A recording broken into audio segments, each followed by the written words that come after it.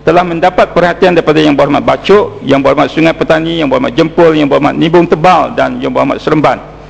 Untuk makluman, pengambilan pakar-pakar tersebut merupakan sebahagian strategi usaha memperkukuhkan bahasa Inggeris melalui pelaksanaan dasar memertabatkan bahasa Melayu dan memperkukuhkan bahasa Inggeris MBM MBI.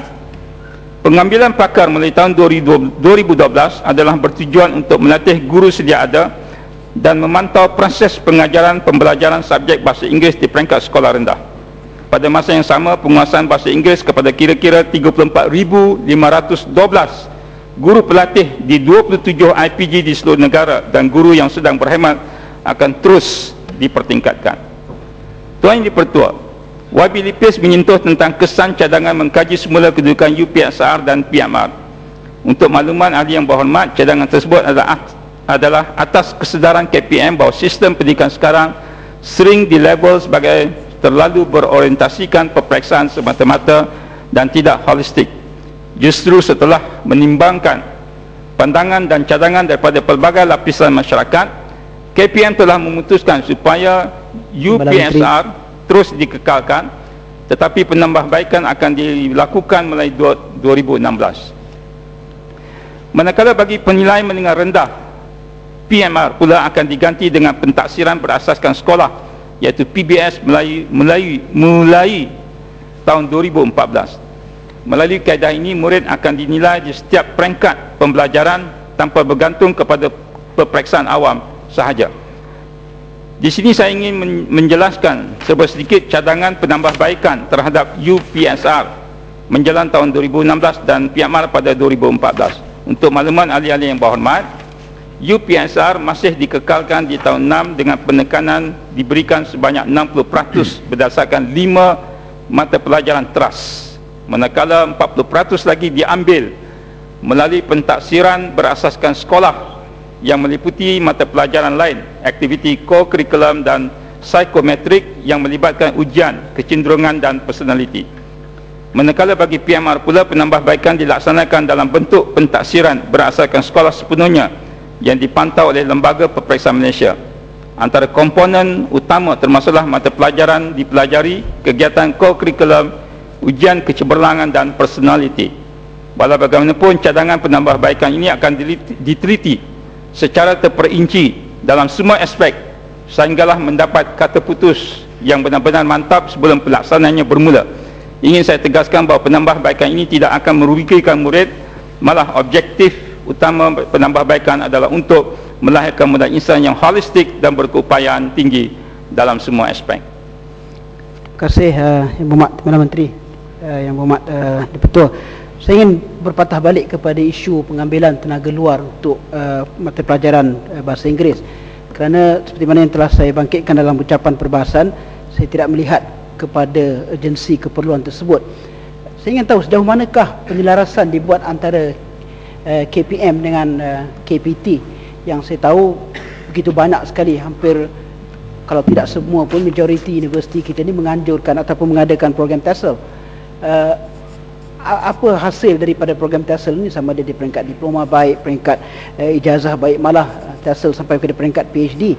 Tidakkah ada penyelarasan yang dibuat daripada dua-dua kementerian ini bagi memastikan hasilan daripada program TESOL di universiti-universiti tempatan ini nantinya diserapkan ke sekolah, bukan sahaja kita dapat menjimatkan kos, tapi dapat benar-benar menjawab sekaligus seperti mana yang dicanangkan oleh Bukit Mertajam tadi, maknanya keperluan kepada pengajar ini punya satu kefahaman terhadap bahasa anak-anak itu di peringkat rendah supaya dapat mereka berinteraksi dengan lebih baik. Terima kasih.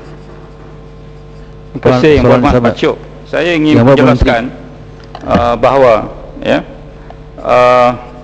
mengenai dengan guru penutur jati bahasa Inggeris ini yang kita ambil sebenarnya seramai 360 guru ini kita akan redeploy mengikut zone, dan 15 lagi kita akan letakkan di semua di 15 IPG kita, dan mereka ini berfungsi sebagai training of trainers, ya. Mereka bukan mengajar di sekolah, tetapi mereka melatih guru-guru bahasa Inggeris kita supaya menggunakan kaedah PMP mengajar bahasa Inggeris yang betul, ya.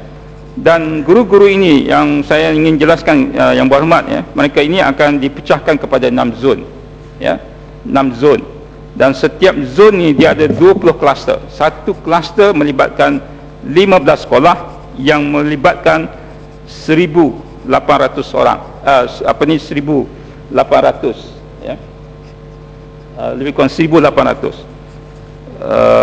keseluruhannya yang akan terlibat.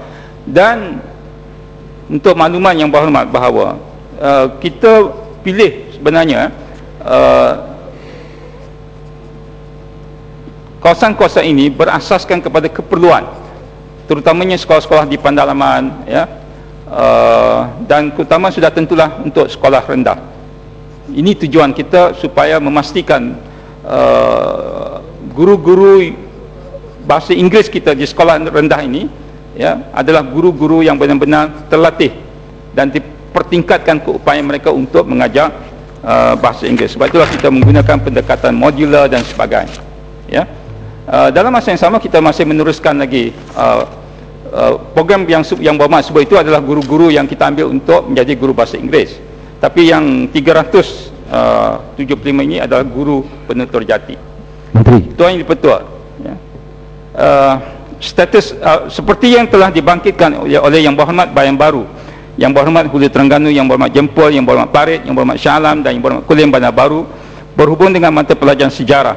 Untuk makluman ahli Yang Berhormat, pada peringkat rendah, elemen sejarah diajar melalui mata pelajaran kajian tempatan.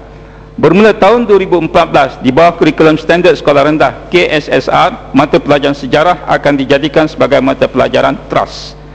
Pada masa ini di peringkat menengah pula, mata pelajaran sejarah adalah mata pelajaran TRAS yang wajib diambil oleh semua murid tetapi tidak wajib lulus dalam peperiksaan SPM. Seperti yang telah saya umumkan baru-baru ini,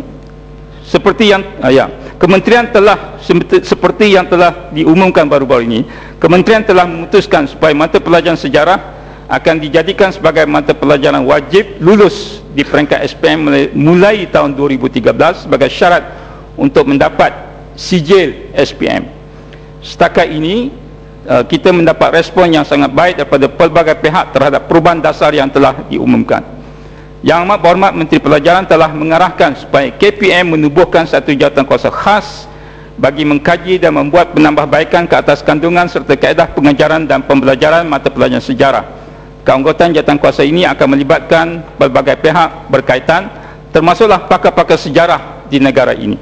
Antara penekanan yang diberikan keutamaan adalah aspek-aspek berkaitan sejarah pembentukan negara, perlembagaan negara, sejarah Malaysia moden dan perpaduan nasional. Ini bertujuan untuk pembentukan kepahaman yang telah mendalam, yang lebih mendalam terhadap sejarah negara bangsa agar dapat menerapkan jati diri unggul masyarakat Malaysia sejak dari bangku sekolah lagi. Tuan Yang Di-Pertua, mengenai isu allowance wilayah yang dibangkitkan oleh Yang Berhormat Pentadatan, Perkeliling Perkhidmatan Bilangan 6 tahun 1987 telah memperuntukkan allowance wilayah bagi pegawai awam yang bertukar wilayah. Kerajaan telah menyemak semua allowance tersebut dan memutuskan supaya ia ditukar nama baru kepada bayaran insentif wilayah BIW melalui Perkeliling Perkhidmatan Bilangan 4 tahun 2002. minta penjelasan. Sebentar Yang Berhormat, sebentar. Pada masa ini kadar bayaran adalah berdasarkan kepada penambahbaikan yang dibuat melalui Perkeliling Perkhidmatan Bilangan 7 tahun 2007 dan berkuat kuasa melalui 1 Julai 2007. Pada khidmat kementerian, kadar yang ditetapkan tidak menunjukkan sebarang perbezaan sama ada guru yang berasal dari Sabah, Sarawak atau wilayah Persekutuan Labuan berkhidmat di Semenanjung atau di negeri kelahiran mereka. Walau bagaimanapun, guru-guru dari Semenanjung tidak mendapat kemudahan tersebut kecuali sekiranya mereka bertugas di Sabah, Sarawak atau wilayah Persekutuan Labuan. Sebarang perubahan adalah tertakluk kepada kelulusan agensi pusat, juga melibatkan anggota perkhidmatan awam yang lain. Ya, Mat. Jam ke-1, Mat. Tuan Yang Di-Pertua, 2 ayat terakhir. Sepatutnya